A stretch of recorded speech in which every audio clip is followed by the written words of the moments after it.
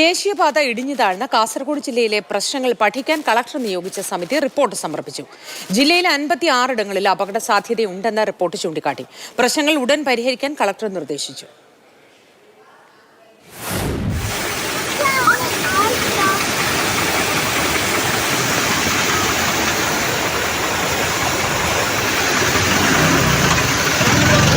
കനത്ത മഴയിൽ Kanhangad ദേശീയപാതയുടെ service road തകർന്ന് വാഹനങ്ങൾ റോഡിൽ താഴുന്നതിന്റെ ദൃശ്യങ്ങളാണിത്. ഇതിന് പിന്നാലെയാണ് കളക്ടർ ദേശീയപാതയിലെ പ്രശ്നങ്ങൾ പഠിക്കാൻ വിദഗ്ധ സമിതിയെ നിയോഗിച്ചത്. ജില്ലയിലാകെ 56 ഇടങ്ങളിൽ ദേശീയപാതയിൽ അപകട സാധ്യത ഉള്ളതായി ഡെപ്യൂട്ടി കളക്ടർ റമീസ് രാജ നേതൃത്വം നൽകിയ സമിതി കണ്ടെത്തി. ദേശീയപാതയിലെ രണ്ടാമത്തെ റീച്ചിൽ പലയിടങ്ങളിൽ ഡ്രൈനേജ് നിർമ്മിക്കാത്തതാണ് വെള്ളക്കെട്ടിന് കാരണമായത്. വെള്ളക്കെട്ട് കാരണം പ്രധാനമായും പ്രശ്നം അനുഭവിക്കുന്നത് നീലേശ്വരം, ചെറുവത്തൂർ, കാലിക്കടവ്, പുല്ലൂർ, പെരിയ, ചെർക്കള പ്രദേശങ്ങളിലുള്ളവരാണെന്നും റിപ്പോർട്ടിലുണ്ട്. നിലവിൽ ഡ്രൈനേജ് നിർമ്മിച്ച ഇടങ്ങളിലാകട്ടെ മണ്ണും ചെളിയും കാരണം മഴവെള്ളം ഒഴുകിപ്പോകുന്നുമില്ല.